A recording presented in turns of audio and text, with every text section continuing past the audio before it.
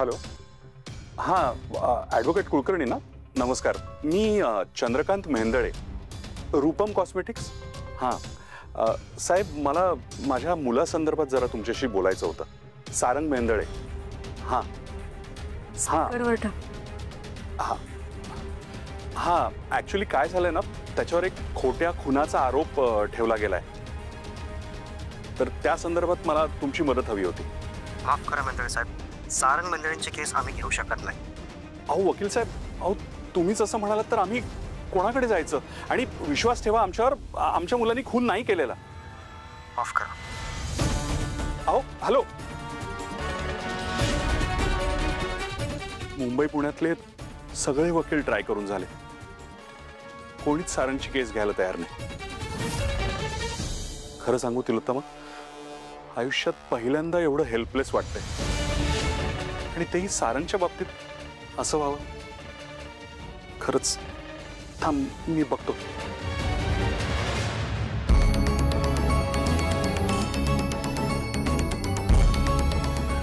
भाऊजी, एक सांगू का?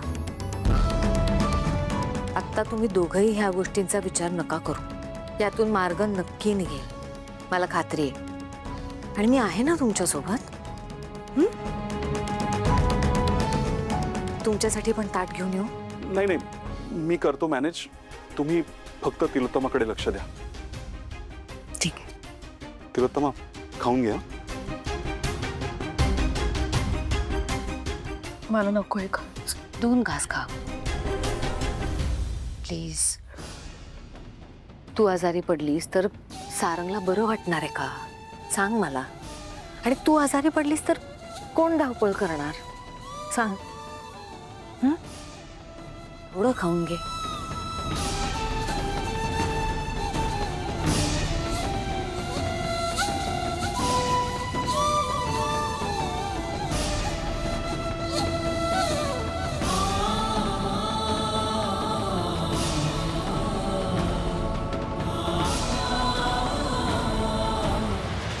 मी खून नाही केला सावली.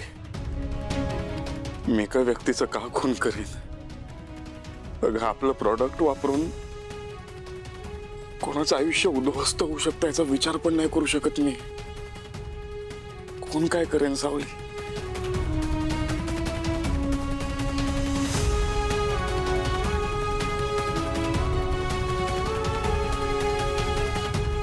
खूप उत्साहात मी त्या सनस्क्रीनचं नाव सावली ठेवलं होतं. सावली सनस्क्रीन. तुझ्या नावाला कलंक लावायचा नव्हता मला. तुझं साधेपणाचं अस्तित्व होतं त्यात. तुझ्या अस्तित्वाला मी न्याय नाही देऊ शकलो सावली. I am sorry. कोणत्या अस्तित्वाबद्दल बोलताय तुम्ही? सारंगचं अस्तित्वाशिवाय सावलीचं अस्तित्व काहीच नाही. आणि तुम्ही कधीच माझ्या नावाला कलंक नाही लावू शकत, कारण तुम्ही काहीच केलं नाहीये.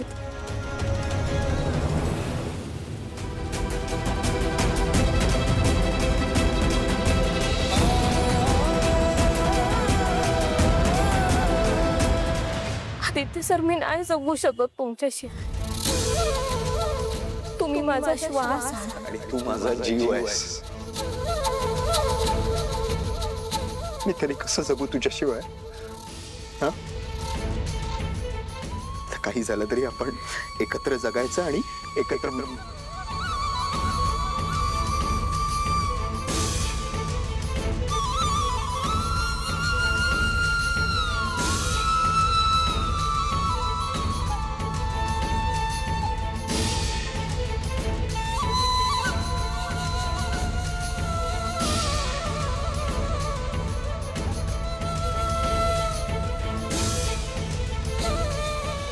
रडू नका.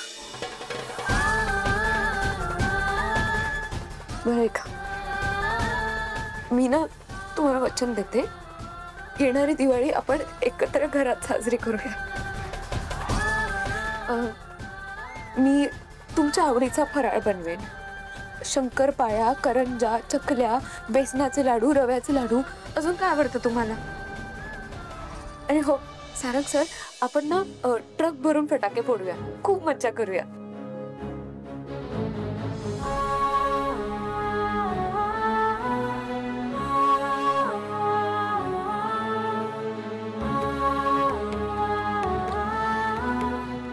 ट्रक भरून फटाके नको सावली.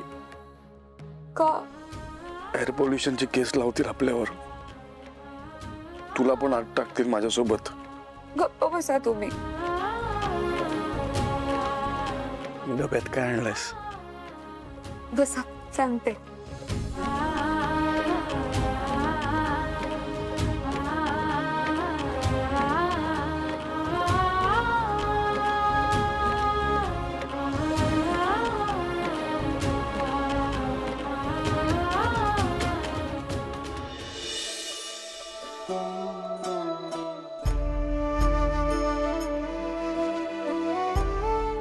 सारंग सर, मी तुम्हाला भरवणार होते. हा बरोबर ना. निघून गेला रंग, बिरून गेला धागा, व्याकुळ हा जीव माझा किती काळ जागा, तुटलेल्या काचेचा एक घास खा. सपन हे डोळ्यात, सारंगची शपथ. रात पेटून उठती अन दिवस काळो खात माझ्या देवा.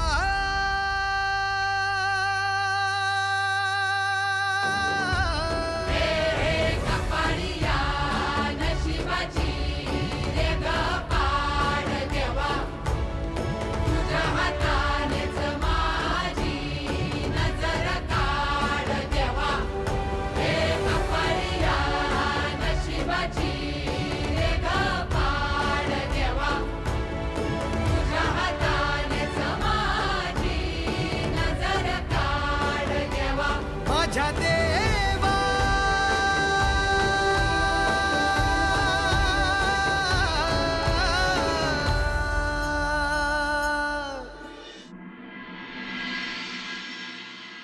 त्यामुळे त्याला काही झालं तरी आजच्या आज बेल मिळायला पाहिजे, नाहीतर उद्या सॅटर्डे, परवा संडे, मग त्याला कस्टडीमध्येच राहावं लागेल. नाही करेक्ट आहे सर, बरोबर तुमचं सगळं. पण काय सर, माझी पहिलीच केस आहे. आताच कुठे सनद मिळाली मला.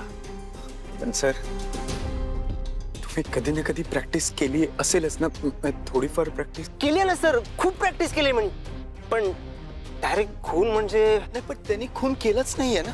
नाही करेक्ट आहे सर, डिफेंडर म्हणून एकदम करेक्ट आहे तुम्ही. पण काय सर, चोरीमारी, लूटमार या केस अशा सॉल्व्ह केल्या असत्या मी. पण डायरेक्ट खून म्हणजे जरा भीती वाटते सर. सर प्लीज समजून घे, घाबरू नका ना. म्हणजे मला म्हणायचंय, कुठल्याही कामाची अशीच तर सुरुवात होते ना. आणि सर तुम्हाला जमेल, म्हणजे इनफॅक्ट तुम्हाला तर या पहिल्याच बॉलमध्ये 6 मारायची संधी आहे सर. असं म्हणते सर? हां म्हणजे जमेल मला? 100% जमेल सर.